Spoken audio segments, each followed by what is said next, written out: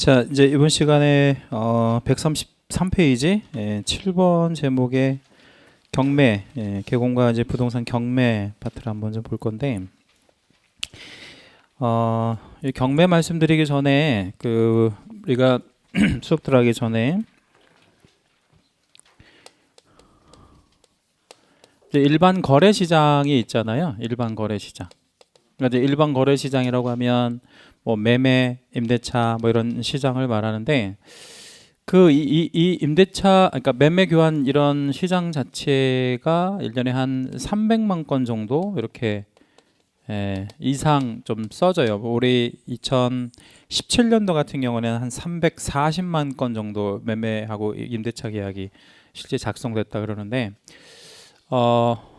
요 정도에서 현재 개공이 9만 명 정도 약간 넘는데 이렇게 돼요. 그래서 한번 나눠 보면 1년에 한 21, 7, 8건 뭐 이 정도 이렇게 꼴로 할 수 있거든. 1인당.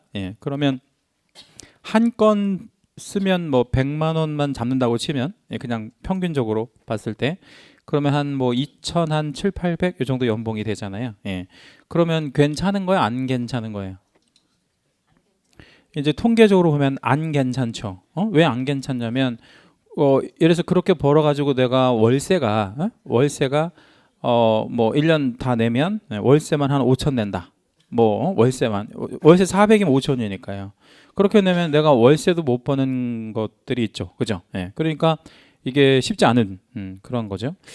자, 그러면 이게 서울을 기준으로 한다면 뭐 서울에서 뭐 한 100만 건 만약에 진행된다고 치고 서울에 있는 개공이 한 2만 명 된다고 치면, 그렇게 따지면 뭐 한지 20몇 건 정도 할 텐데, 서울에서 뭐 한 건 했을 때 보수 100만 원짜리가 있냐? 그건 없는 거죠. 서울은 조금 더 많으니까. 해서 이제 지방에 따라서 이제 지역에 따라서 이제 보수 금액은 달라지는데, 자, 문제는 뭐냐면 경기가 좋든 안 좋든 요 정도 건수는 계속 이렇게 거래가 되긴 하거든요. 기본적으로 사고 팔고 하는 수요가 있기 때문에. 근데 이 시장만 가지고 우리가 그러니까 보수를 이렇게 수입을 잡는 거 뭐 이것보다는 경매 시장이 있어요. 경매 시장. 어제도 이제 우리 전년도 이제 전년이 아니죠. 우리 2018년도 29회 합격생들 지금 저한테 이제 경매 강의를 한 40명 정도 이렇게 듣고 계신데, 어제 수강생들하고 이제 북부지방법원에 갔다 왔어요. 저 도봉역에 있는 북부지방법원에 가서 이제 경매하는 것도 보고, 뭐 물건도 이렇게 좀 조사하고 뭐 이렇게 그렇게 하고 이제 왔는데, 다들 뭐라고 얘기를 하냐면 새로운 거를 봐서 새로운 거를 알게 돼서 되게 이제 좋다라고 하는 거죠. 자전거를 처음 타게 된 날 생각나십니까? 저는 자전거를 처음 타게 된 게 초등학교 4학년 때로 기억이 되는데, 처음에 자전거를 저 혼자 이렇게 형이 계속 잡아주다가 형이 놓은 걸 몰랐어요. 뒤에 놓은 걸 모르고 막 가는데 저 혼자 가는 걸 이제 알게 된 거죠. 굉장히 무서우면서 한편 뭐 어땠어요?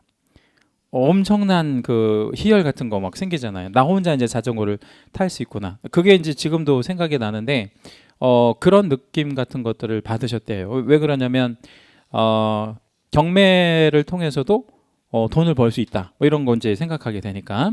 그래서 이 경매 시장은 1년에 한 50만 건 정도 이렇게 진행이 되는데요. 여기는 임대차는 없고 다 매물이죠. 매각되는 물건들이죠. 그런데 이거를 지금 이 경매 시장에 진출해 있는 우리 개업 공인중개사가 몇 명 정도밖에 안 될 것 같아요. 이 9만 명 중에서, 이 개공 중에서 5천 명? 뭐 정도 될 것 같죠. 600명밖에 안 돼요. 600명. 그러니까 거의 무주공산이나 마찬가지죠. 주인 없는 시장이나 마찬가지다. 그러면 이게 왜 이걸 안 하고 있냐면요, 사람들이 모르기도 하고 경매를 모르기도 하고, 이게 바빠서 그럴 수도 있고 또는 귀찮아서 그럴 수도 있고 여러 가지 이유가 있기도 하고 그러겠죠. 그런데 이 경매가 약간은 위험한 시장이에요. 약간은 위험한 시장입니다. 근데 우리 뭐 이런 말 있잖아요. 학개론 시간에 그런 말을 이제 하시는지 모르겠는데, 리스크가 크면 뭐가 커요? 수익이 좀 크죠. 그래서 그 리턴 돌아오는 것도 좀 많을 수밖에 없잖아요. 예, 그래서 이게 고수익 시장이라고 보시면 돼요. 물론 여기는 그렇게 위험하지는 않지만 받을 수 있는 보수는 상대적으로 요거에 비해서 좀 적죠. 예, 근데 물건의 규모로 봤을 때 이쪽이 커요, 작아요? 1년에 50만 건 정도가 진행이 되는데 큰 시장이야, 작은 시장이에요? 큰 시장이죠. 굉장히 큰 시장이죠. 그런데 이걸 또 생각해 줘야 돼요. 일반 거래 시장이 호황이잖아요. 예를 들어서 호황이면 여기는 어떻게 되겠어요?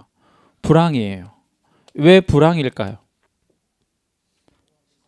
자, 여기가 호황이라는 얘기는 무슨 얘기예요? 이쪽에서 거래가 막 잘 돼요. 그럼 경매로 넘어갈 수가 없는 거야. 그냥 내가 돈 갚으려면 팔아서 갚으면 되니까. 그렇죠? 네, 그러니까 이쪽 반대로 움직일 수밖에 없죠. 여기가 불황이면 어떻겠어요? 여기는 굉장히 호황이겠죠. 왜 그러냐면요. 여기서 불황이라는 얘기는 일반 거래가 안 된다는 거죠. 일반 거래가 안 되면 좋은 물건도 어디로 많이 쏠리겠어요? 이쪽으로 경매 시장으로 많이 쏠리겠죠. 예. 어저께는 법원에 이제 북부지원에 갔다 왔는데 그 전주에는 이제 개인적으로 제가 이제 입찰을 좀 하나 했어요. 그 북부지원에는 상가를 하나 입찰을 했는데 간단하게 이제 신내동에 있는 상가인데 감정평가가 1억 8천에 평가가 됐거든요. 상가예요. 1층 상가인데 1억 8천에 평가가 됐는데 월세가 140 나오는 상가예요. 1억 8천 1회차 이렇게 진행이 됐는데 월세 140만 원에 진행이 된 상가가 경매 나왔어요. 수익률이 어때요? 굉장히 좋은 거죠. 보증금은 얼마냐면 3천이에요. 보증금 3천에 월 140짜리 상가인데 평가가 1억 8천에 됐다고요. 이게 1회차에 경매가 나온 거예요. 지지난주에 북부지원에. 당연히 저도 입찰했죠. 이런 걸 놓칠 사람이 아니니까. 그런데 이 물건에 몇 명이 들어왔을 것 같아요? 1회 경매, 1회차였었거든요. 몇 명이 들어왔을 것 같아요? 15명? 예. 무려 38명이 들어왔어요. 제가 몇 등을 했을까요? 4등을 했죠. 4등. 예. 근데 저는 이제 얼마에 이거를 썼냐면 2억 9,500에 썼거든요. 2억 9,500. 예. 근데 1등은 얼마를 썼을 것 같아요? 3억 8,500을 썼어요. 그러니까 자, 1억 8천 평가가 됐는데 3억 8,500에 낙찰이 됐다고요. 실제로. 예. 그럼 이 사람 미친 사람이죠. 미친 사람 아니에요? 정답은 감정평가를 잘못한 거죠. 이게 제가 이제 강북에서 이런 상가가 나오는 거지. 강남 같았으면 택도 없죠. 위치가 굉장히 좋았어요. 아파트 단지 내 상가 진입하는 코너짜리였거든요. 그러니까 너무나 좋은. 제가 뭐 저녁에 이제 저 차 타고 이제 쑥 지나가면서 자세히 볼 것도 없어. 위치가 워낙 좋아. 예, 세대수 한 5천 세대 정도 되는 그 입구에 있는 거니까 워낙 좋은 건데. 그러니까 감정평가사가 별 생각 없이 한 거죠. 그런데 이렇게 평가를 해도 상가 뭐 4억대 평가를 해도 되는 상가였는데 이 사람이 생각하는 거 써낸 금액하고 저가 2억 9,500 정도 썼다 그랬잖아요. 예, 이렇게 쓴 금액하고 약 한 1억 정도 뭐 9천만 원 정도 차이 나는데 누가 결국에는 이걸 낙찰을 받은 거죠? 이렇게 높게 쓴 사람이 낙찰을 받았잖아요. 그래서 이제 이걸 한번 따져봤더니 이렇게 낙찰을 받아서 3천 빼고 뭐 140 뭐 이 정도 받으면 수익률이 한 5% 정도대 나오더라고요. 예, 그러면 이 사람은 실소유자일 확률이 많죠. 실소유자, 상가 실소유자라는 게 어떤 개념이냐면 이제 한 뭐 60대 후반 정도 됐고 은퇴했고 현금으로 한 10억 갖고 있어요. 근데 현금으로 10억 갖고 있는데 은행에다가 10억을 넣어놓으면 한 달에 얼마 나와? 100만 원밖에 안 나와요? 100만 원 훨씬 더 나오는데. 예. 한 달에? 그렇지, 1년에 그 정도 나오지. 1년에. 예. 그러니까 10억이면 한 달에 한 얼마 정도 나오냐면 은행에다가 맡기셔서 그런 거죠. 예. 은행에다 맡기지 마시고 다른 데다 맡기세요. 은행 말고 좀 안전하면서 좀 다른데 이런데 주식 증권회사 이런데 뭐 이런 거에다 맡기거나. 주식 사자고. 음, 그러면 신협이나 축협 이런 데다 맡기세요? 아, 뭐 망할 리가 있겠어요? 예. 그러면 저하고 좀 친하게 지내시면서 제가 투자 물건을 좀 소개해 드릴게요. 예. 부동산이 더 안전하지 은행보다. 그잖아요? 부동산은 왜 안전해요? 물건이 남으니까. 예. 그러니까 지금 말씀하시는 이분처럼 돈은 있는데 막 놀 데가 없는 거야. 예. 그러니까 10억이라는 현금을 갖고 있어봐야 은행에 넣어봐야 뭐 많이 줘봐야 뭐 200 정도 받을 건데 그거 갖고 있느니 이런 상가 두세 개 사서 두세 개 사서 안정적으로 뭐 받겠다. 뭐 임대 수수료 받겠다. 이런 사람들이 쏠린 물건인 거죠. 근데 이런 물건들이요. 의외로 굉장히 많고 수익이 상당히 많이 날 수 있죠. 자 이제 무슨 얘기를 하려고 그러는 거냐면 이 시장도 있지만 이 시장이 분명히 존재한다는 거죠. 그러면 자 우리가 개업을 했어요. 우리 이제 지금 경매 수강생분 중에 거의 한 주에 한 분 정도씩 개업을 해요. 이제 중개업을 이제 개업을 한단 말이에요. 근데 개업을 해가지고 뭐 위례에서 개업하고 뭐 수원에서 개업하고 이제 한 주에 한 명씩 계속 이제 개업을 한단 말이에요. 우리 개업하려면 무슨 교육을 또 받아야지 내자? 실무 교육 막 많이 받고 있어요 또 개업하려고 막 이렇게. 근데 참 이 두 가지 상황에 직면하잖아요. 호황, 불황. 예, 그러면 호황일 때는 중개업이 괜찮죠. 그렇잖아요. 예, 근데 불황일 때는 중개업이 안 괜찮단 말이에요. 내가 월세를 한 300을 내야 되는데 한 달 내내 전화 한 통도 안 오고 두 달 내내 한 사람도 우리 가게에 안 들어오는 거예요. 그러면 내가 개공이면 어떤 생각을 할까요? 아 이거 내가 굶어 죽겠구나 이러다가 예? 월세는 고사하고 이러다가 굶어 죽겠구나 이런 생각을 해 안 해? 하잖아요. 그럴 때 불황일 때 어디에 가면요? 경매 시장에 가면 호황이라 그랬잖아요. 아까 그런 상가 같은 거를 내 돈 가지고 직접 투자하는 방법도 있고 아까 우리 말씀하신 이런 분들 있잖아요. 이런 사람들한테 물건을 뭐 해? 추천. 해서 이거 한번 사모님 한번 해보실래요? 해서 확실하게 뭐 가령 임대 수익 같은 게 지금 맞춰진 거니까 그죠? 그렇게 해서 한다면 내가 직접 들어가도 되고 직접 투자도 되고 손님 데리고 들어가는 걸 대리 입찰이라고 그래요. 이렇게 해도 되고 이렇게 해가지고 한 달에 2건 정도만 낙찰을 받는다고 치죠. 여기서는 최고 많이 받을 수 있는 게 0.9밖에 안 되잖아요. 근데 여기는 최고 많이 받을 수 있는 게 1.5야. 보수가. 예. 근데 사실 또 이게 좀 약간 말씀드리기 좀 민감하지만 이쪽에 많이 받으면 금품 초과 수수라고 해서 1년 이하의 징역이나 1,000만 원 이하의 벌금 받지. 그죠? 근데 이쪽은 그게 없어. 그러니까 이쪽은 징역을 가는데 이쪽은 징역을 안 간다고. 뭔 말인지 아시겠죠? 그러니까 이거는 걸리면 이제 한 번 걸리면 등록 취소가 될 수 있고 2번 걸리면 등록 취소가 된단 말이에요. 그러니까 한 번까지는 걸려도 상관없는 거야. 등록 취소까지도 안 되니까. 아 그리고 내가 크게 먹을 물건 같으면 한번 취소되면 어때? 그렇잖아요? 이거 취소돼도 뭐는 남아 있어요. 중개업은 남아 있잖아. 그죠? 이거까지 취소되는 게 아니잖아. 무슨 얘기냐면 중개업 등록도 하듯이 경매에서도 우리가 뭐를 할 수 있냐면 대리업 등록이라는 걸 할 수가 있어요. 2개를 다 열어놨다고. 이걸 근데 하고 있는 사람이 아까 몇 명밖에 안 된다는 거예요. 600명밖에 안 된다니까 이게. 그러니까 완전히 지금 뭐 무주공산의 시장이나 마찬가지인 거죠. 그러니까 요거를 좀 배워서 여러분을 꼭 하기를 바래요. 진심으로.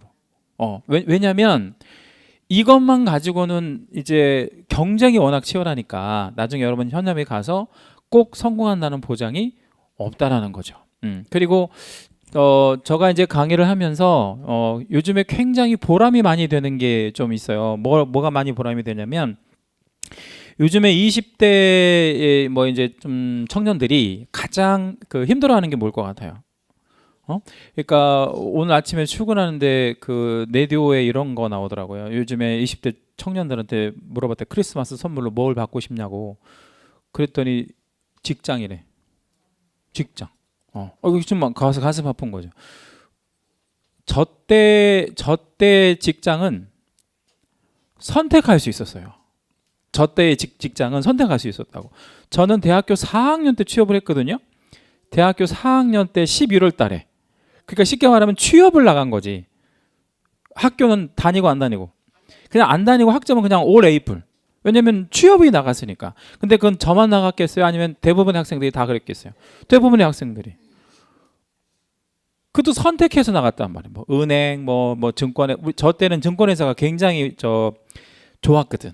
지금도 뭐 좋긴 하지만 뭐 그런 거. 요즘에는 뭐 그런 회사를 선택하는 문제가 아니고 뭐 선택할 여지가 없잖아요. 예. 뭐 계약직만 아니면 선호하잖아요. 그러니까 지금 노량진에 가보면 저는 이제 궁극적인 꿈이 뭐냐면 꿈이 있어야 되는 사람은 그죠? 예. 저는 노량진에 빌딩 사는 게 꿈이에요. 노량진에. 근데 저는 이 생각을 몇 년 전부터 했냐면 한 20년 전부터 서울에 처음 올라오자마자 노량진에다가 빌딩 하나 사야 되겠구나. 이런 생각을 했어요. 근데 왜 제가 그런 생각을 했냐면 노량진은요. 요즘에 그 이태원 상권은 거의 다 죽었거든요. 이태원에 최근에 한번 가본 적 있으신 분들은 아시겠지만 한 3분의 1 정도가 상가가 비어 있어요. 그리고 뭐 임대 이런 그 문구가 많이 붙어 있거든요. 예. 근데 불과 한 2년 전만 하더라도 굉장한 상권이 이태원 상권이었거든요. 근데 요즘에는 애들이 가지도 않아요. 명동도 빈 상가가 많을 정도니까. 명동 한 4, 5년 전만 해도 중국 애들 막 들어올 때 명동 가면 주말에 뭐 오늘 같은 날 명동 가면 어떻게 했어요? 발표 죽을 정도로 막 많았죠. 근데 요즘에 명동 가면 한가해요. 옛날에는 막 어마어마했잖아. 예. 근데 요즘 같은 불황기에도 노량진 상권은 아주 살아 있어요. 왜 살아 있는지 알아요? 노량진은요. 돈을 쓰는 애들만 있어요. 예, 돈을 버는 애들이 아니고 돈을 쓰는 애들만 있다고. 1년에 얘네들이 80에서 150 정도를 써요. 아니야, 1년이 아니라 한 달에. 그 돈을 어디서 나서? 벌어서 그런 게 아니라 부모님한테 받아가지고 몇 년을? 평균 4년을. 몇 명이? 4만 명이. 엄청난 애들이 한 달에 80에서 150을 여기서 쓰는 동네가 노량진이에요. 근데 앞으로 가면 갈수록 그 현상은 더 심해질 것 같아요. 직장이 없으니까. 그래서 제가 요즘에 뭐가 좀 이렇게 보람이 되냐면 개업을 이렇게 이제 그 합격하셔가지고 개업을 하시잖아요. 그러면 뭐가 생기는 거예요, 자기한테? 새로운 직장이라고 좀 그렇고 내가 새로운 일이 생기는 직업이 생기는 거잖아요. 이걸 통해서 막 이렇게 뭔가 이렇게 돈을 벌고 뭐 가정을 꾸려 나갈 수 있고 뭐 꿈을 가질 수 있고 한다는 게 얼마나 좋은 거예요. 그걸 제가 이렇게 강의할 수 있다는 게 너무 좋은 것 같아요. 저는 직업을 좀 잘 선택했다고 봅니다. 그런데 중견만 가지고는 쉽지 않다라는 거. 중견만 가지고는 왜 중견만 가지고는 쉽지 않냐면 워낙 경쟁도 많은 데다가 이쪽 그 중개업 시장이 경쟁도 치열하기도 하지만 뭐랄까요, 노력하지 않으면 남들보다 정말 뛰어나지 않으면 돌아오는 게 거의 없는 시장이나 마찬가지예요. 그러니까 여기는 승자가 독식하는 시장이에요. 그러니까 무슨 얘기냐면 가령 어떤 집은 1년에 만약에 계약서를 10장 쓰는 집도 있고요. 그런 집은 당연히 문 닫아야지. 10장 써가지고 어떻게 해야겠어? 근데 당연히 문 닫을 건데 어떤 집은 직원 50명 두고 하루에 10장을 써. 한 달이 아니고 1년이 아니고 하루에 10장을 쓰는 그런 사무실도 있다 이거예요. 근데 그런데 완전히 독식하는 거란 말이에요. 그런데 이 경매 시장은 아까 말씀드린 대로 전국에 지금 600명밖에 이 대리업 등록을 한 계공이 없어요. 그러니까 거의 뭐 그 진출을 하시면 여러분 말하자면 독식할 수 있는 시장이 되는 거죠. 이거를 꼭 나중에 좀 같이 하시는 거 제가 미리 좀 권해드리고요. 이걸 나중에 말씀드리면 제가 또 좀 속보이잖아. 그러니까 나중에 말씀드리고 지금 이거 미리 이거를 좀 원대한 꿈을 갖고 계시라고. 그리고 또 이게 있어요. 뭐냐면 경매든 뭐 일반 거래 시장이든 간에 남들 하는 것처럼 해서는 절대 성공 못 한다는 거. 요즘에 이제 우리 개업하시는 분들이 가장 고민에 빠진 게 뭐냐면 그거예요. 했거나 할 사람들이 가장 고민에 빠진 거. 회원업소라고 해서요. 우리가 이제 배운 것 중에 왜 거래 정보망이라는 거 있죠?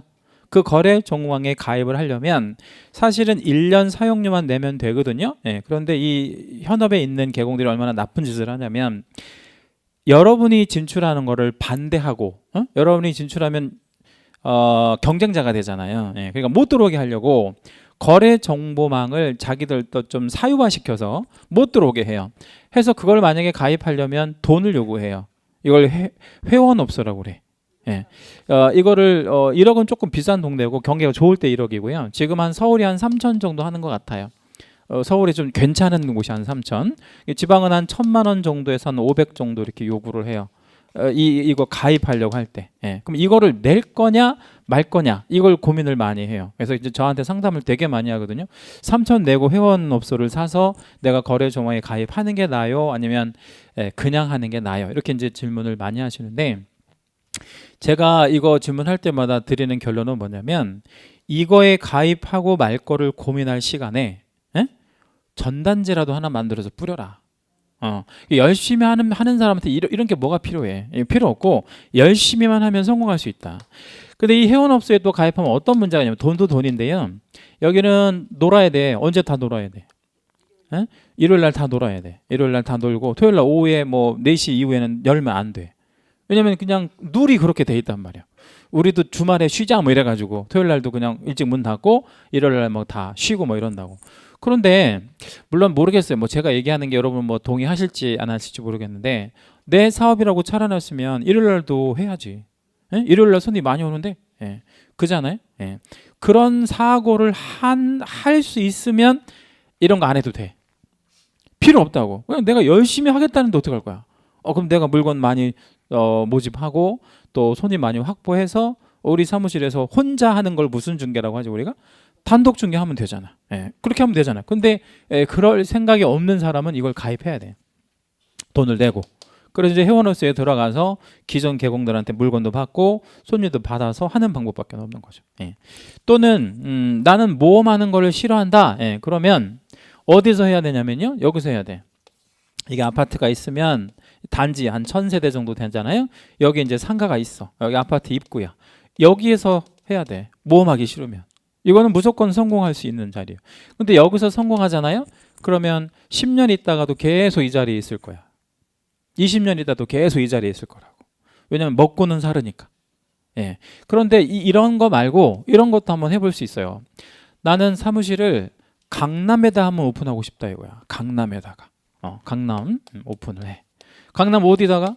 뭐 가령 이런 건물에다 오픈하는 게 아니라 일전에 한번 말씀드렸는지 모르겠는데 빌딩에 보면 한 층 다 얻어가지고 책상 하나만 이렇게 놓는 공간 빌려주는 데 있다 그랬죠. 거기 보증금 없이 40이에요. 보증금 없이 40만 원. 이런 데도 오픈하면 어때? 괜찮죠? 강남에도 오픈하는 거잖아. 비용은 얼마밖에 딱 안 들어. 40만 원밖에 안 들어. 그리고 나서 뭐 해 이제? 계속 뭐 경험을 계속 쌓아서 뭐해? 계속 이제 영업을 해야죠.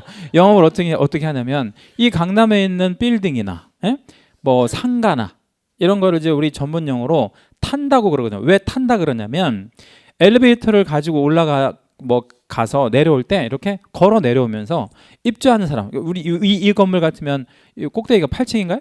8층까지 타고 올라가. 그래서 8층에 뭐 있나 이렇게 조사를 하고 8층에 만약에 뭐 누가 있든지 8층에 해커스가 있긴 하지만 거기 이제 뭐 가서 임대 기간 언제까지 혹시 이거 내놓을 거면 저한테 내놓으세요. 뭐 이런 식으로 해가지고 8층에서부터 1층까지 쭉 타고 내려오는 거야. 그걸 상가를 탄다고 그래요. 또 1층 상가만 쭉 다니면서 상가 지도 같은 것도 만들어 놓는 거야. 그래서 이 상가가 장사가 잘 된다 안 된다. 그럼 장사가 잘 되면 뭐 하고 팔을 수도 있어 그 사람이. 권리금 받고 팔 수 있잖아요. 장사가 안 되면 권리금 조금 받고 팔아야 될 거 아니에요. 장사가 안 되니까. 여기는 장사가 안 되면 버틸 수가 있는 동네가 아니잖아요. 그러니까 무조건 관둔다고. 그러면 누군가 다시 새롭게 들어올 사람이 필요하잖아요. 그런 사람 인터넷에 광고 같은 걸 내가지고 만나면 되지. 만나서 어디서 만나면 되겠어요.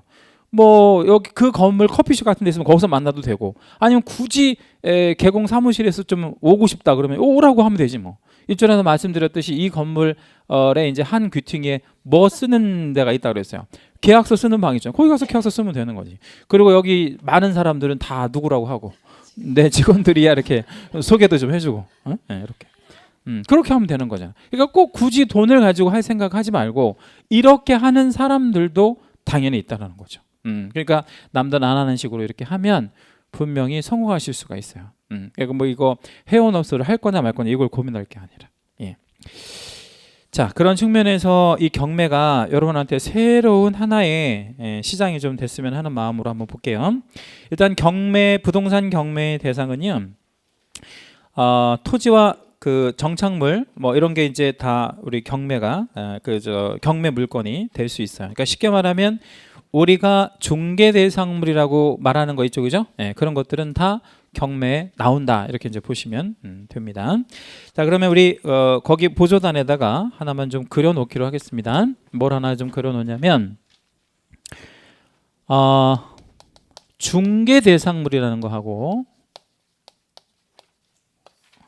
경매 대상물이 거의 일치하는데 이게 또 완전히 같다고 얘기하기는 또 어려워요. 약간 유사하지만 좀 차이점이 있거든요. 시험에 좀 잘 나오는 게 있어서 소개해 드릴게요. 자동차가 경매에 나오거든요. 자동차 경매 굉장히 많아요. 1년에 10만 대 이상 팔린다고. 그러면 자동차 경매가 부동산으로 보는 거예요. 법원에서 하거든, 자동차 경매를. 그럼 이 자동차 경매는 중개 대상물이 돼, 안 돼? 안 되죠. 그러니까 이 자동차라든지 선박도 굉장히 경매 많이 나와요. 인천지방법원, 부산지방법원 선박이 굉장히 경매 많이 나옵니다. 참고로 선박은요 100억 평가되면 대충 얼마에 낙찰될 것 같아요? 만약에 선박이 있어, 배가 있어, 100억 정도의 감정 평가가 되잖아요. 그럼 대충 얼마 정도에 낙찰될 것 같아요? 10억 정도에 낙찰돼요. 10분의 1토막 납니다. 왜냐하면 수요가 없기 때문에. 여러분 선박 사서 뭐 할 거예요? 응? 선박 사서 뭐 할 거야? 어떻게 처치가 곤란해잖아요. 그러니까 안 산다고. 그러니까 사는 사람만 사기 때문에 10분의 1 토막으로 줄어들어요. 제 제자분 중에 한 분이 선박을 하나를 샀어. 낙찰을 받았다고. 1억 평가된, 그러니까 정확하게 말하면 요트 있잖아, 요트. 요트를 1억 평가된 거를 1,000만 원에 낙찰을 받아가지고 한강 무슨 저기에다가 이제 정박을 해놓고 이제 주말에 타. 저를 한번 태워준다고 몇 년 전부터 약속을 했는데 아직도 한 번도 안 태워주긴 했는데 그게 비싸대요. 뭐가 비싸냐면 그 정박 비용이 비싸다고 그러더라고. 근데 아무튼 뭐 서양 속담에 이런 속담이 있어요. 친구가 선박을 사는 거 있잖아요. 그걸 최대의 행운이라고 하는 그런 속담이 있어요. 우리로 말하면 뭐 그런 거지, 뭐 로또 당첨된 것처럼 친구가 요트 산다. 그럼 그건 최고의 행운이라고 생각하는 거야. 내가 산 게 아니고. 왜 친구가 요트 사는 게 최고의 행운인 거야? 내가 가서 타기만 하면 되잖아. 그걸 최고로 쳐주는 걸 행운이라. 아무튼 뭐 그런 거지. 근데 이런 것들이 경매 대상이 나올 수는 있지만 이게 뭐가 아니기 때문에요. 중개 대상물이 아니라서 이런 것들을 우리가 개공이 입찰 대상물로 삼을 수 없어요. 요거 두 개만 좀 기억해 줄게요. 경매 대상물에서는 요것만 좀 기억하겠습니다. 다시 말씀드리면 개업공인중개사가 손님을 위해서 입찰 대리를 할 수가 있는데 이거 두 개는 안 돼요. 왜 안 된다고 말씀드린 거죠, 제가? 뭐가 아니라서. 중개 대상물이 아니니까. 자, 그러면 만약에 토지가 경매에 나왔대. 토지는 그러면 중개 대상물 맞죠? 그럼 입찰 대리 할 수 있어, 없어? 있어요. 이렇게 이해하시면 돼요. 이거 자동차랑 선박 요게 좀 시험에 잘 나오니까 알고 계시고 우리가 중개할 수 있는 물건만 입찰 대리도 가능하다 이렇게 알고 계시면 되죠. 질문 하나 드릴까요? 공장재단 경매 나왔어요. 그럼 우리 입찰 대리할 수 있어요, 없어요? 있어요. 왜 있어? 그건 중개 대상물이니까. 그렇게 개념을 잡고 계시면 되겠습니다. 자, 넘어가 볼게요. 이제 판례된 부분들은 뭐 특별히 안 보셔도 될 것 같고요. 양가로 2번에 보면 이제 경매의 의의 뭐 이런 말 나와 있는데 경매의 의의가 있어요. 일전에 한번 요거 14조 쪽에서 법인의 업무 범위에서 한번 말씀드린 적이 있었는데 경매라는 건 경쟁 매각의 준말이고요.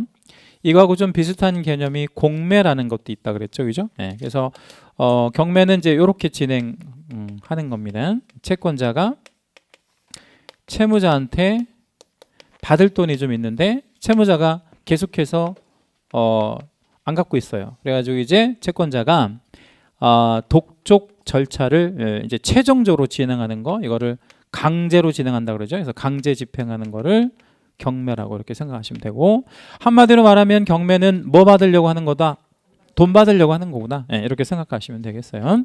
그다음에 이제 공매는 역시 이제 비슷한 개념이긴 한데 약간 다른 게, 채권자가 있긴 한데 여기가 이제 채무자라고 안 하고 체납자라고 그러죠. 체납자. 이 채권자는 예컨대 국가나 지자체가 채권자가 되는 거죠. 그래서 우리 국가하고 지자체가 돈을 빌려주는 것다라는 게 아니라 국가가 받을 돈이 있잖아요, 그죠? 우리 국민들한테 뭔세, 국세, 지방자치단체가 우리 주민들한테 받을 돈이죠. 뭔세, 지방세 이런 것들을 연체하면 이제 말하자면 계속해서 독촉을 하겠지만 그래도 안 내면 강제로 뭐 할 수밖에 없어요. 집행하는 거, 이거를 공매 이렇게 생각하시면 되고, 원리는 동일해요. 경매든 공매든 뭐 받으려고 하는 거구나. 돈 때문에 하는 거구나. 돈 때문에 이렇게 하는 거다. 이렇게 생각하시면 되겠고요. 이 채권자가 채무자 소유의 이제 물건을 강제 집행하는 방식에 약간 좀 차이가 있는데, 이것도 한번 좀 볼게요. 뭡니까? 이게 어디에 좀 정리가 되어 있는 거냐면 135페이지에 오면 이제 경매 유형 해가지고 뭐 이렇게 나와 있잖아요. 그래서 거기에 이제 보면 이렇게 하나 좀 보조단에다 한번 적어놔 볼게요. 경매가 다시 이제 두 가지로 나눠지는데, 임의 경매라고 하는 것이 있고요. 그 다음에 이제 강제 경매라고 부르는 것이 있고 그래요. 임의 경매는 임의롭게 한다, 이거 마음대로 한다 이런 얘기인데, 누구 마음대로 하는 거냐면 담보권을 가지고 있는 권리자들이 담보권을 실행하는 경매라고 생각하시면 돼요. 자, 우리 오늘 배우신 걸 여기다 한번 대입해 볼게요. 경매 신청할 수 있는 물건 4개. 4개. 자, 복습 한번 해보는 거야. 아까 우리 전 시간에 말씀드렸던 거 저당권, 가등기 담보권, 유치권, 전세권, 그렇게 4개가 경매를 신청한다. 이걸 이제 실행한다 그러는데, 이거 임의 경매 이렇게 얘기하고, 그러면 이제 강제 경매는 뭐냐면 강제로 경매한다 이런 얘기인데, 이걸 갖고 있지 않은 애들이 강제로 한다는 얘기죠. 그럼 이걸 갖고 있지 않은 애들이 강제로 하려면 어떻게 해야 되냐면 법원에다가 그 권한을 신청해서 말하자면 내가 강제로 하는 거에 대해서 국가가 인정해 주세요, 이런 권한을 받아가지고 실행하는 거, 이거를 강제 경매라고 해요. 그러면 집행 권한이라고 하는 거는 예를 들자면 어떤 게 있냐, 판결문 같은 것들이 여기에 들어간다 이렇게 생각하시면 돼요. 판결문. 자, 그러면 신용카드 회사에서 신용카드 대금을 연체하지, 우리가 예를 들자면, 그러면 우리가 끝끝내 안 갚으면 신용카드 회사에서 내가 뭐 부동산이 있어, 그럼 뭐 들어오겠어요? 경매 들어오겠지. 이때 신용카드 회사에서 임의 경매 아니면 강제 경매? 강제 경매를 하겠지, 신용카드 회사에서. 왜냐면 우리가 신용카드 만들 때 신용카드 회사에다가 저당권을 설정해 주거나 이렇게 하진 않잖아. 그러면 신용카드 만들 때 그냥 말 그대로 신용으로 만들어 주는 거니까 얘네들은 나를 상대로 뭐를 하고 판결을 받아서 진행할 거 아니에요. 그러니까 이거는 집행 권한에 의한 경매니까 강제 경매. 그럼 이제 조금 중요한 거 얘기해 볼게요. 임차인이 보증금을 못 받았어. 임차인이 보증금을 못 받았어요. 돈을 좀 받고 싶은데 경매 집어넣을 수 있죠, 그죠? 근데 임의 경매, 강제 경매, 아까 말씀드린 4가지 권리를 제외하고는 임의 경매는 할 수 없는 거잖아. 그럼 제가 임차인이라고 그랬잖아요. 그럼 이거 무슨 경매야? 강제 경매. 그럼 임차인은 보증금 반환 소송을 제기해서, 보증금 왜 안 줘? 보증금 반환 소송을 제기를 해서 승소 판결을 받아야 진행할 수 있는 거를 강제 경매다. 조금 쉽게 더 말씀드리면, 은행에서 경매 집어넣으면 대개 무슨 경매? 임의 경매. 임차인이 보증금 받으려고 만약에 경매를 진행한다면 강제 경매, 뭐 이렇게 생각하시면 되고, 지금 강제 경매는 딱 2가지밖에 없다고 생각하시면 돼요. 신용카드 회사에서 진행하는 거나 아니면 임차인이 진행하는 거나, 이렇게 2가지. 그다음에 이제 임의 경매는 은행에서 하는 거, 뭐 이렇게 생각하시면 되고요. 물건으로 따지면 어떤 물건이 좀 많을까요? 그러면 임의 경매랑 강제 경매 중에서 물건으로 따지면 생각을 한번 해보세요. 상식적으로 강제 경매가 많지 않고 임의 경매가 거의 한 80% 이상은 차지하죠. 왜냐하면 돈을 은행에서 빌릴 때 뭐 하고 빌려줘요? 저당을 잡고 빌려주지 그냥 돈을 빌려주진 않잖아요. 요즘 같은 경우에는. 자, 뭐 그런 정도이고요. 거기 경매 유형 뭐 이렇게 있는데 1번에 동산 경매, 뭐 부동산 경매 이렇게 있는데 어제 이제 그 북부지방법원에 이제 갔을 때 그 집행관 사무실이라고 해가지고요 동산 경매하는 사무실이 있어요. 근데 거기서 이제 가가지고 동산 경매 어떤 물건 나왔는지 한번 좀 이렇게 구경하러 갔었었는데 이런 것들을 동산 경매하더라고요. 그러니까 주류창고가 이제 압류가 들어간 채권자가 근데 술을 경매를 하더라고. 술. 그래서 뭐 발렌타인 30년산 뭐 이런 거 이제 하더라고. 그래서 감정 평가액은 70만 원. 뭐 이제 이렇게 평가가 됐고 또 뭐 몇 장 넘기다 보니까 그 쌀 가게가 또 압류가 들어가 가지고 쌀을 경매하더라고. 쌀. 근데 20kg짜리 쌀인데 27,000원 이렇게 이제 평가가 됐더라고요. 이제 그런 거는 어디서 경매를 하냐면 그런 물건이 실제 있는 장소 있잖아요. 거기에서 이렇게 경매를 진행해요. 가지고 이제 가령 집행관이 이제 현장에 나오고 그 저 동산에 관심 있는 사람들이 이제 둘러 앉아가지고 경매를 하는데 동산 경매는 이렇게 부동산처럼 종이에 써내는 게 아니라 말로 해요. 그걸 호가 방식이라고 그래요. 호가 부른다 이 말이에요. 가격을 부를 호 가격. 그러니까 가격을 부르는 방식으로 이렇게 합니다. 그러니까 예를 들자면 발렌타인 70년산 경매하겠습니다. 최저가는 70만 원입니다. 이렇게 이제 경매하잖아요. 그러면 이제 감정가가 70만 원이니까 가령 뭐 세 사람이 있다. 집행관이 여기 있고 그러면 입찰하겠어 안 하겠어? 안 하지. 왜냐면 70만 원인데 너무 비싸잖아. 그럼 유찰시켜 이제. 유찰시켜서 뭐 이제 가령 뭐 63만 원 뭐 이런 식으로 진행하면 10% 떨어뜨려서 그럼 안 해. 그럼 쭉쭉 떨어가지고 좀 뭐 한 뭐 20만 원 정도 이렇게 되면 그때부터 이제 만약에 하기 시작한다고 하면 얘가 얼마? 뭐 21만 원 뭐 이런 식으로 만 원 단위로 보통 호가하거든요. 그럼 얘는 얼마? 22만 원. 얘는요. 20만 원 이렇게 하면 얘는 무효야. 내리면 안 된다고 올려야 돼. 그럼 여기 23만 원. 그럼 얘가 이제 이놈들 봐라 하면서 이제 어떻게 하겠어요 이제. 갑자기 막 30만 원 이렇게 이제 올리고 뭐 해서 이제 얘네들이 이제 30만 원? 이러면 안 살래 하면 이제 집행관이 3번을 물어봐요. 더 이상 없으십니까를 3번. 이렇게 해서 물어봐서 없으면 그러면 최고가 호창하신 아무개 씨를 이 발렌타인 30년산 30만 원에 낙찰하겠습니다. 이렇게 딱 선언하고 끝나는 거야. 그럼 얘는 이제 집행관한테 얼마를 주고 30만 원을 주고 요거 가져가는 거예요. 이렇게. 그렇게 하는 걸 뭐라고 한다고요? 이걸 호가 방식. 동사는 이렇게 진행하고 있습니다. 그다음에 이제 동그라미 2번에 보면 경매를 집행하는 주체가 누구냐? 그래서 사경매와 공경매가 있는데 우리나라 부동산 경매는 100% 공경매로 해야 돼요. 법에 정해져 있어요. 부동산 경매는 100% 무슨 경매로 해야 된다고요? 공경매. 이거는 일반 사시장에서는 절대 경매하면 안 됩니다. 그래서 부동산 경매는 무조건 국가가 진행하는 그런 시장밖에 없다. 그리고 이제 3번에 보시면 집행권원이 필요한지 여부에 따른 구분해 가지고 이제 거기 내용이 임의경매, 강제경매 이런 것들이 좀 쓰여 있어요. 뭐 참고하시면 되겠고요. 부동산 경매의 절차 있는데 그 뒷장 넘겨 보시면 경매 절차도가 그 이름으로 좀 그려져 있는데 거기다 우리 별표 하나만 좀 해주시고요.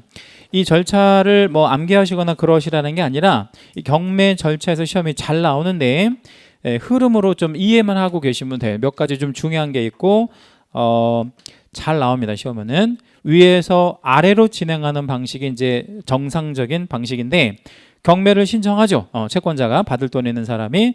그래서 두 가지 중에 하나로 나뉘잖아요. 무슨 경매 나눠져요.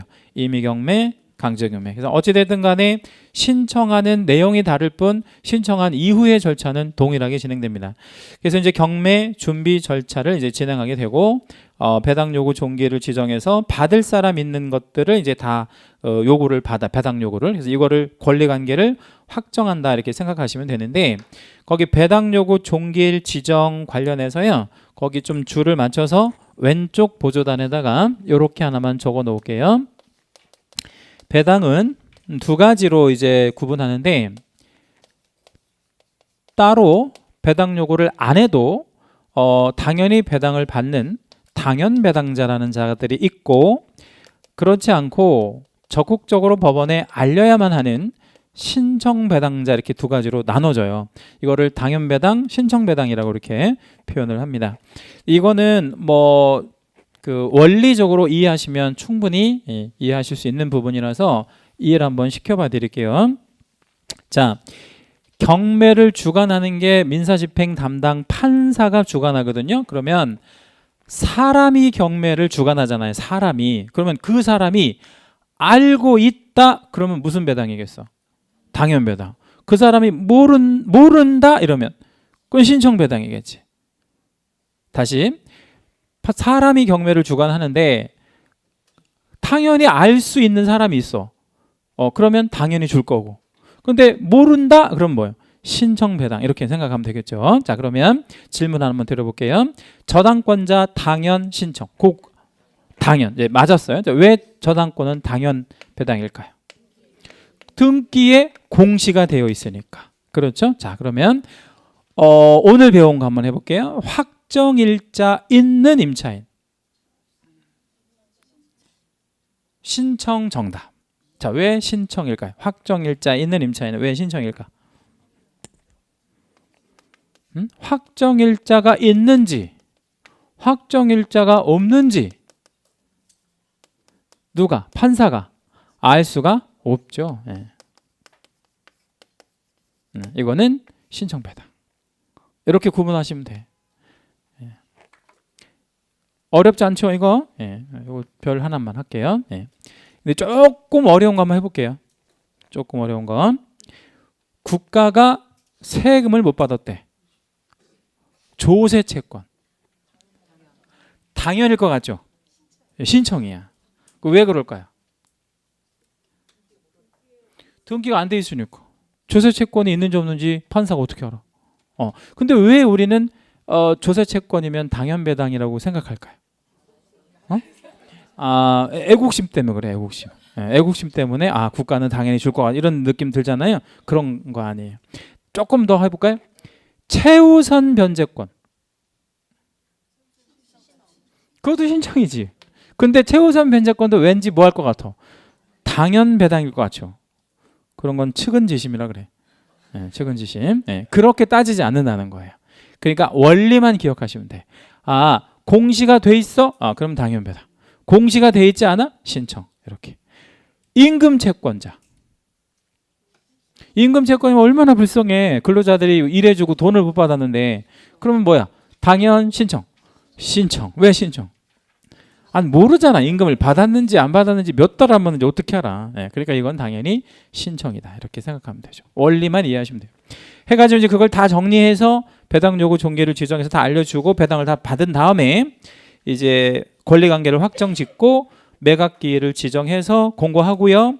그리고 이제 그 밑에 입찰 즉 매각을 실시하게 됩니다. 어저께 법원에 견학을 갔다 그랬잖아요. 그럼 어저께 뭐 하는 날이어서 견학을 갔을까요? 입찰하는 날이어서.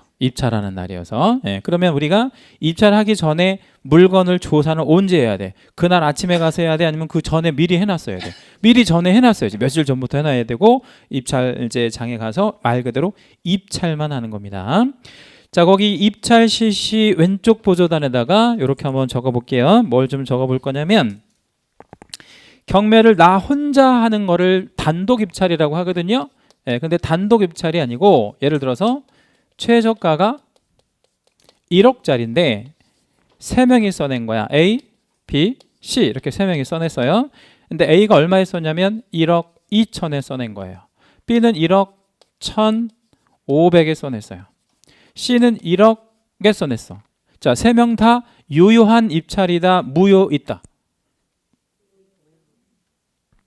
최저가가 1억이라 그랬고, 최저가 1억. 세 명 다 유효하다 아니면 무효도 있다? 유효하지. 셋 다 유효하잖아. 얼마 이상을 썼으니까. 1억 이상, 1억만 딱 써도 되는 거니까 세 명 다 유효하죠. 그런데 세 명 다 매수인이 될 수는 없는 거지. 그죠? 금액이 다 다르니까. 그러면 이제 법원에서는 1등한 사람을 정해주는 거야. 예. 그래서 어디나 1등만 이뻐한다고. 응? 어디나 1등한 사람을 뭐라고 하냐면 최고가 매수 신고인이라고 하고요. 얘한테 이제 허가 결정을 해주면 얘가 매수인이 되고 돈을 내면 소유자가 되는 거예요. 이렇게 일단 해놓고 좀 이따가 이제 2등이 누군가에 대한 얘기를 좀 잠시 후에 다시 해드릴게요. 이건 좀 이따 다시 보기로 하고. 자, 그렇게 하고 이제 그 입찰이 이제 끝났단 말이에요. 최고가를 정해놓고 그러면 그 사람한테 허가 결정을 해주는 건데, 이 허가 결정을 해주는 거는 이렇게 생각하시면 돼. 얘가 1억 2천에 사겠다고 우리 계약으로 말하면 청약한 거야. 나 얼마에 살게요 이렇게 청약해서 1억 2천. 근데 법원에서 승낙을 해줘야 되잖아요. 근데 즉답을 하는 게 아니라 일주일 정도 있다가 이제 허가 결정을 해주게 되는데, 그게 말하자면 뭐가 된 거나 마찬가지냐면 승낙이 된 거나 마찬가지죠. 그래서 계약이 이제 이루어진 거고요. 허가 결정이 되고 나서 일주일 정도 다시 기다려줬다가 허가 결정을 확정하고, 그리고 돈을 낼 수 있는 기간을 잡아주는데, 돈을 내야 될 거 아니에요. 그게 이제 일반 매매로 말하면 잔금일이 잡히는 거거든요. 근데 거기 밑에서 두 번째 대금 지급 기한 뭐 혹은 대금 납부 기한 뭐 이런 말 나오잖아요. 거기 기한에다가 채색하시고 별표 한번 하겠습니다. 채색하시고 별표. 자, 그리고 보조단에다 한번 좀 적어 볼게요. 기한이라는 말과 기일이라는 말이 있는데, 이게 시험에 의외로 잘 나와요. 경매에서 참 잘 나옵니다. 기한과 기일. 자, 기한은 뭐냐면 이날까지 내라는 얘기예요. 이날까지 늦어도. 그러면 기일은 언제 내라는 거예요? 그날 내라는 거예요. 그날 정해진 날. 예. 자, 오늘이 아버님 기일이에요. 오늘이 아버님 기일이에요. 예. 그러면 제사를 오늘 지내면 돼? 아니면 올해가 가기 전에 지내면 되는 거야? 그렇게 이해하시라고. 오늘 해야지, 기일이니까. 그래서 그날 하는 거 기일. 근데 그냥 기간을 잡아주고 거기까지 그냥 아무 때나 해도 되는 거는 뭐라고? 기한. 그럼 이게 무슨 차이가 있냐면, 먼저 해도 돼 이거 기한은? 이거 먼저 해도 되냐고. 그날까지니까. 예, 이거는 선납을 인정해. 선납을 인정. 먼저 내도 좋다. 얘는 선납을 인정하지 않나요. 그날 내야 돼. 먼저 내도 효과가 발생하지 않고, 먼저 내도 효과는 그날 발생해. 예. 그러니까 선납해봐야 의미가 없는 게 기일이고, 선납해도 되는 제도를 기한이라고 해요. 그런데 정말 어렵게 이제 출제가 될 때 기한이라는 말을 기일로 바꿔가지고 출제를 해서 틀렸다 이렇게 정답 처리를 26회 때 했어요. 정말 나쁜 놈들이지. 예. 근데 이거를 평상시에 기억하고 있다가 이렇게 좀 체크하지 않은 수험생들은 몰라. 맞출 수가 없어요. 왜냐하면 기한과 기일이 한 글자 차이인데 이걸 문장 안에서 어떻게 찾아낼 거냐고. 그렇죠? 그러니까 이거는 뭐는 틀리고 뭐가 맞는다고요? 기일은 틀렸어. 뭐가 맞아? 기한. 나중에 이제 기출문제 같은 거 한번 다시 보여드리도록 하고요. 이제 그때까지 돈을 내야 되는데, 이 기한까지 돈을 안 낼 수도 있지 않겠어요?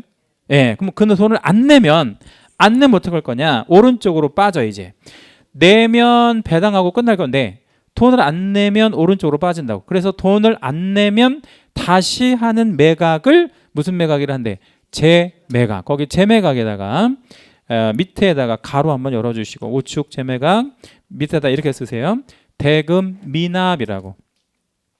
뭐를 안 내서 진행하는 경매를 재매각이라고 한다고요? 돈을 안 내. 돈을 안 내서 진행하는 매각을 재매각이라고 해요. 그럼 세매각은 뭐냐? 보니까 지정 공고했다가 입찰을 했다가 밑으로 안 떨어지고 오른쪽으로 빠지잖아요. 그건 뭐냐면 유찰되었을 때 하는 거예요. 유찰이라고 한번 쓸게요. 유찰이 무슨 말일까요? 아무도 입찰을 안 한 거야. 너무 뭐하다고 생각하는 거야. 아, 이거 비싸. 나 한번 떨어뜨려서 살 거야. 이렇게 이제 생각하는 거를 유찰, 이거를 세매각이라고 합니다. 자, 이제 가장 경매에서 가장 중요한 용어 하나를 좀 볼 건데요. 그 용어는 오른쪽에 137페이지 쪽에 오시면 보조단에 보면 137페이지 보조단에 보면 무슨 제도라고 나와 있어요? 차순위 매수신고제도. 경매에서 제일 중요한 제도가 요겁니다.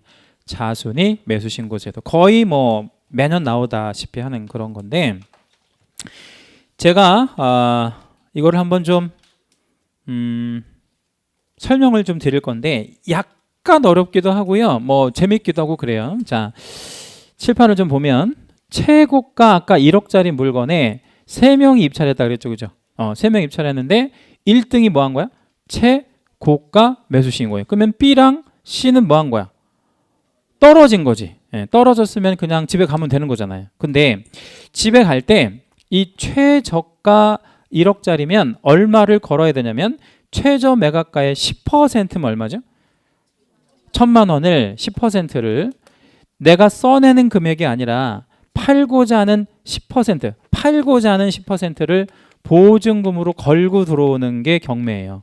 그러니까 말로만 하는 게 아니라는 거예요, 경매가. 그죠? 그럼 어떻게 해야 되는 거야? 10%를 걸고 입찰해야 유효하단 말이야. 그러면 얘랑 전부 얼마씩 걸었어? 1,000만 원씩 다 걸었단 말이야. 유효한 입찰을 하려면 다 걸었는데 얘는 떨어진 거잖아. 얘도 떨어지고. 그럼 떨어진 애들은 원칙적으로 즉석에서 이 1,000만 원 걸은 거 있지, 찾아서 집에 가면 돼. 그냥 끝난 거지. 아무것도 아닌 거지. 그런데 B가 갑자기 뭐라고 하냐면 나 집에 안 갈래. 왜 안 가? 나 2등 신청하고 갈래. 2등 신청. 그게 뭐예요? 차 순위 매수 신고할래. 이렇게 이제 주장을 하는 거예요. 그러면 차 순위 매수 신고는 선택할 수 있다, 강제다. 선택하는 거야. 안 하고 싶으면 안 해도 돼. 근데 할 수도 있어. 그러니까 그럼 이제 차 순위를 했을 때 어떤 이득이 있냐면 이런 이득이 있어요. 얘가 만약에 돈을 안 내면, 대금을 미납하면 아까 무슨 경매가 된다 그랬죠? 재매각. 재매각이 하면 처음부터 일을 다시 해야 되니까 법원 공무원들이 미리 하나를 이렇게 예비로 뽑아 놓는 거예요. 이렇게 해서 얘를 미리 정해 놓는 거야. 뭘로? 차순위로. 이렇게 해놓으면 대금 미납하면 얘한테 기회를 주는 제도. 이걸 뭐라 그래? 차순위 매수신고 제도라고 합니다. 그렇죠? 자, 그러면 C도 그러면 얘가 이제 B가 하니까 이거 좋은 건 줄 알고 나도 할래. 나도 이제 한다고 했어요. 차순위 매수신고. 자, 그러면 차순위를 지금 2명이나 받아 놓은 거잖아요. 이렇게 하면 된다, 안 된다? 안 돼. 왜 안 될까요? 차순위는 1명만 받아줘야 되고요. 2명 있으면 안 돼. 그 이유가 왜 그러냐면 차순위, 얘가 차순위죠. 얘는 뭔 순위야? 차차순위잖아. 이런 거는 없다 이 말이야. 그럼 만에 하나 얘가 안 할 수 있어, 없어? 있지. 그러면 C가 차순위가 될 수는 있어. 왜냐면 차순위니까. 얘가 안 한다고 치면 그렇잖아요. 그러니까 차순위는 1명만 받아주는 거야. 그런데 여기서 뭐를 이제 시험에 물어보냐면, 여기까지 이해 다 되죠? 근데 이 차순위가 뭐가 이제 문제가 되냐면, 얘는 차순위 자격이 되는데 얘는 차순위 자격이 안 돼요. 무슨 얘기냐면 얘가 안 한다고 해도 얘는 안 된다고. 왜 안 되는지를 좀 보여드리면, 자, A가 돈을 내면 얼마를 최종적으로 납부할까요?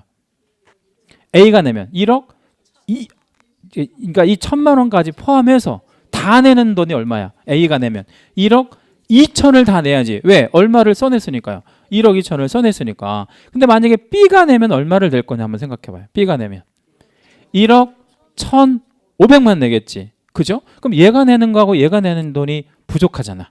얼마가? 500만 원. 그걸 어떻게 커버하냐면 A가 돈을 안 내잖아요. 미납하지? 그러면 얘가 건 얼마를? 1,000만 원을 몰수해. 누구 돈을 몰수한다고? A 돈을. A 10% 더 안 냈으니까 몰수할 거야. 몰수해서 국가가 갖는 게 아니라 여기다가 보태주는 거야. 10%를. 그러면 1,000만 원 일로 오잖아요. 그러면 B는 얼마가 된 거야 이제? 1억 2,500을 낸 거나 마찬가지인 거야. 그러면 애초에 써낸 금액 상쇄하잖아요. 그러니까 되는 거예요. 얘는 차순위 자격이. 그런데 B가 만약에 차순위 안 하고 C가 차순위 한다고 치면 이렇게 했을 때 그게 안 나와.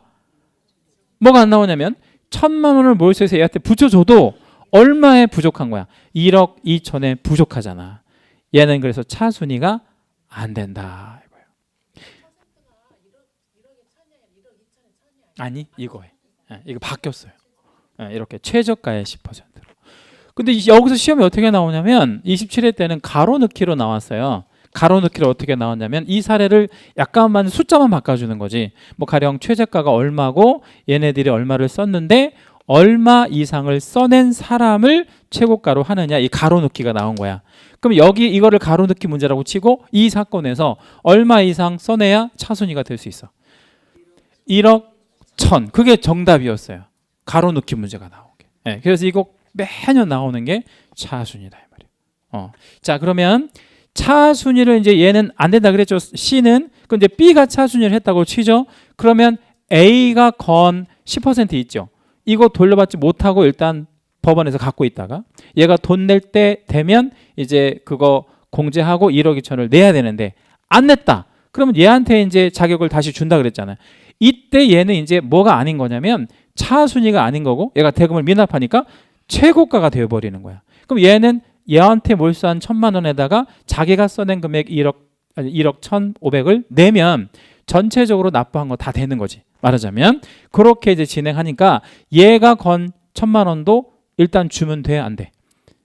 안 돼. 그럼 얘가 건 1,000만 원은 언제 돌려받을 수 있어?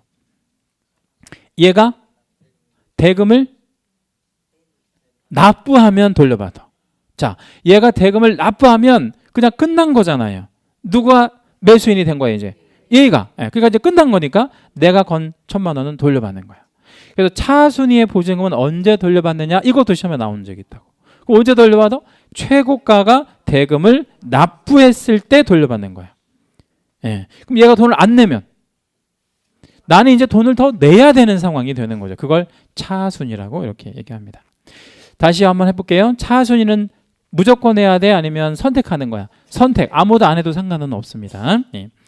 제가 이제 어제 법원에 갔을 때 저 경매 수험생들한테 여러분이 정말 재수가 좋으면 차순위 매수 신고하는 광경을 볼 거고 재수가 없으면 못 볼 겁니다. 이렇게 하고 이제 법원에 갔는데 첫 번째 물건부터 차순위를 하더라고.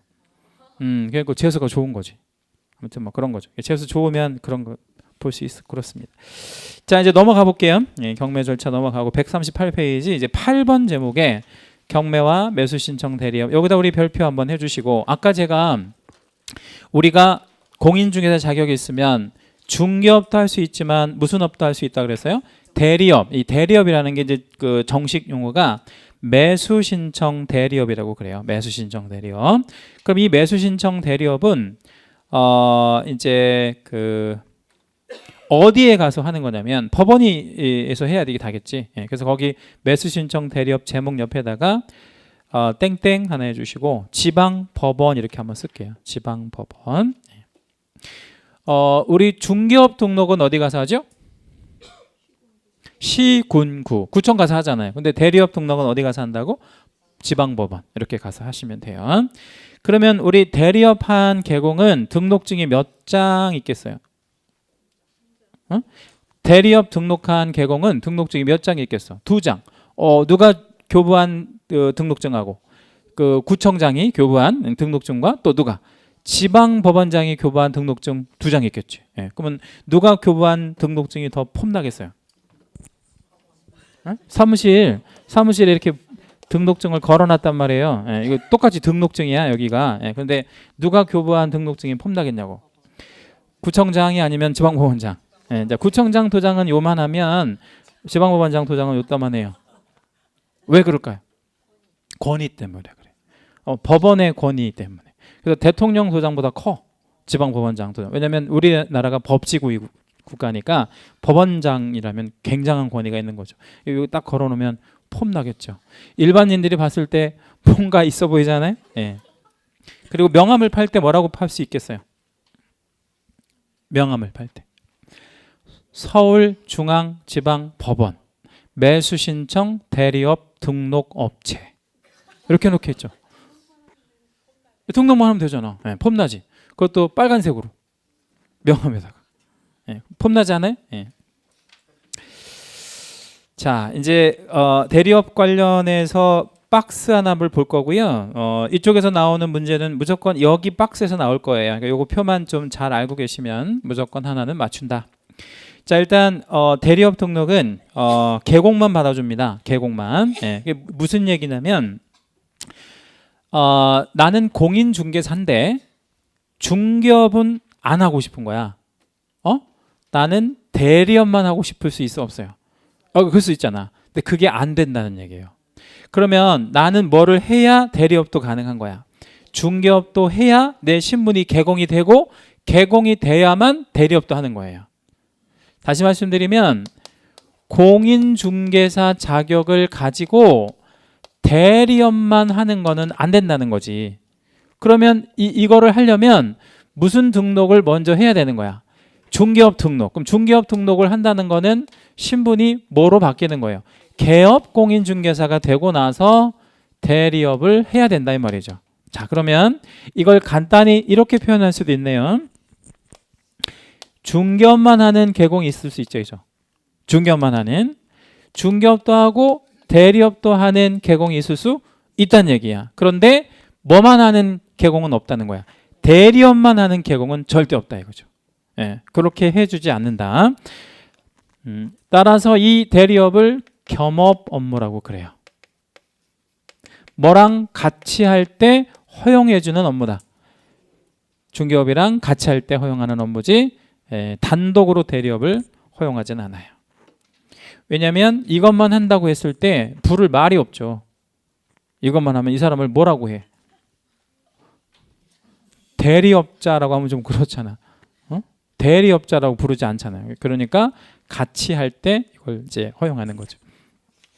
자, 신청의 자격은 그렇고 법인 형태로도 가능하고요. 업무 보증은 중개업 할 때도 업무 보증이 필요하듯이 대리업 할 때도 업무 보증이 필요한데 왼쪽 오른쪽이 순서가 거꾸로 진행되네요. 그래서 왼쪽은 뭐를 먼저 하고 뭐를 나중에 하죠. 등록을 먼저 하고 보증을 나중에 하잖아요. 선등록 후보증 방식으로 하는데 대리업 파트는 먼저 뭐를 먼저 해야 돼요. 보증, 업무 보증을 먼저 하고 등록은 나중에 하는. 거기 옆에다가 그 오른쪽 옆에다가 줄 맞춰 가지고요. 이렇게 좀 하나 적어 놓을게요. 보증이라는 게 우리 이제 한 2주 정도 3주 된 것 같은데 보증은 뭐를 합쳐서 보증이라고 하죠? 3개. 뭐 공탁도 있지만 보험, 그다음에 뭐 있지? 공제, 그다음에 또 하나 뭐 있어? 공탁. 요거 중에 택이라는 거 하나를 선택하는 거 이거를 보증이라고 하죠. 보험 들거나 공제 가입하거나 공탁 되는 거 이런 거 이거를 보증이라고 합니다. 보증. 그래서 이제 그 보증을 해야 돼. 대리업은 먼저 하고 중개업은 나중에 하고 실무 교육을 받아야 되는데 왼쪽 오른쪽 다 똑같이 받아야 되잖아요. 근데 그러니까 왼쪽 오른쪽 둘 다 중요해요. 둘 다 채색해 주시고 별표도 한번 잡아 주시면 됩니다. 그러면 우리가 대리업까지 한다 이러면 교육을 몇 번 받은 거가 되는 거예요. 2번. 그래서 이제 중개업 실무 교육도 받고 대리업도 실무 교육도 받고 그런 거죠. 그래서 중개업 실무 교육은 시도지사한테 가서 받으면 되고요. 대리업 실무 교육은 법원 행정처장한테 가서 받으면 된다. 이렇게 이제 보시면 되고 처리 기한은 7일, 14일 약간 다르고 참고만 하세요. 그거는 아까 말씀드려도 등록관청이 중개업은 시, 군, 구 일반적으로 구청 가서 하는데 대리업은 어디에서 간대? 지방법원. 거기 지방법원에다가 채색 한번 하시겠습니다.